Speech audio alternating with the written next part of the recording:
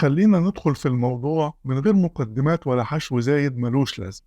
السيد درويش مات يوم 25 سبتمبر 1925، بس ساب وراه ألحان وأغاني كتير، منها اللي كملوا ومنها اللي ما اكتملش. بس كان للسيد درويش طموحات وأحلام وأماني كان قرب منها. طبعا أكيد حقق منها حاجات، بس خليني أذكر اللي ما تحققش. كان أكتر حاجة نفسه يعملها إنه يسافر إيطاليا وعلى نفقته الخاصة عشان يكمل دراسته في الموسيقى بداعي إثقال موهبته بالعلم. وفعلا حدد ميعاد للسفر واستعد وجهز كل شيء، بس للأسف وافته المنية، فالموت لم يترك له الفرصة للسفر. ومن ضمن الحاجات الغريبة اللي حصلت للسيد درويش إنه في الفترة اللي قبل عزل الخديوي عباس حلمي الثاني كان قدم له طلب التماس لترشيحه لبعثة فنية خارج القطر المصري يدرس فيها الموسيقى، بس المرة دي على نفقة الدولة. وعشان السيد درويش كان ذكي، كان لما بيكتب طلباته للخديوي عباس كان دايما بيبدأ كل شطرة من كلامه بحرف العين، اللي هو أول حرف من اسم الخديوي عباس، يمكن يوافق على طلب.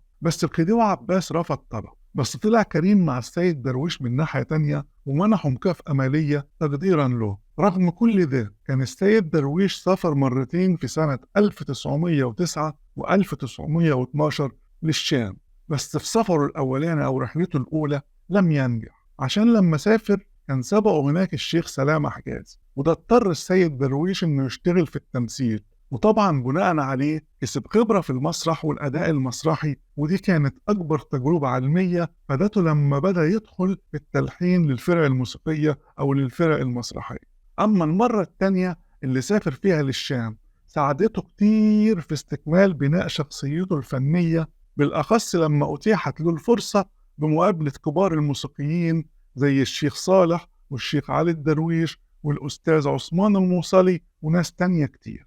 فكل ده عمل عنده تشبع من موسيقاهم وموازينهم وموشحاتهم، بالأخص العربية القديمة، وكمان حفظ أغانيهم وأتقنها. بعد كده رجع مصر.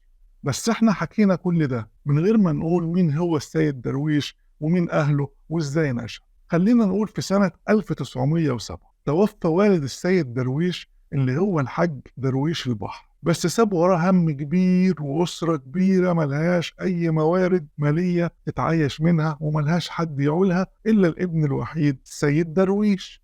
فطلع راجل وتحمل مسؤولية أمه وإخواته البنات، فربنا يسر له وفتح محل عطارة أو دكان عطارة. وفي مرة يوم الجمعة قفل الدكان وراح على جامع أبو العباس عشان يصلي. فالحظ لما بيحب يخدم بيخدم. والله لما راح الجامع شيخ المسجد طلب منه يقرأ سورة الكهف عشان المقرئ الأساسي اللي في المسجد تغير، فقرأ السيد درويش وأحسن القراءة وأجاد التلاوة. ومن هنا ابتدت الناس تعرف السيد درويش، وكانت هي أول خطواته للشهرة. بس الظروف كانت قاسية وقوية، واضطرته يعمل مغني، وكان بيأدي ألحان الشيخ سلام حجازي في فرقة جورج داخول، وكان لها اسم تاني معروفة بيه هو فرقة كامل الأصل. بس ما طولش مع الفرقة لأن الظروف أدت إلى حل الفرقة أساسا، والفرقة دي كانت هي السبب الرئيسي والمباشر لفصله من المعهد الديني، فأصبح في مأزق. وده اللي خلاه يشتغل مناول بنا، يعني بيناول عامل البناء الطوب والحجارة. ومن كتر حزنه وألمه كان بينفس عن نفسه بالأغاني والألحان الفلكلورية اللي كانت متداولة في الأوساط الشعبية أيامها. فلاحظ المقاول إن الإنتاج بيزيد والعمال بيكون عندهم نشاط وإقبال على العمل أكتر لما بيكون سيد درويش بيغني، فقرر إنه يشغله ملاحظ على العمال وما يعملش أي حاجة غير إنه يغني للعمال. بس قبل ما أخلص ما هنش عليا سيبكم كده، لازم أقول لكم السيد درويش اتجوز مين.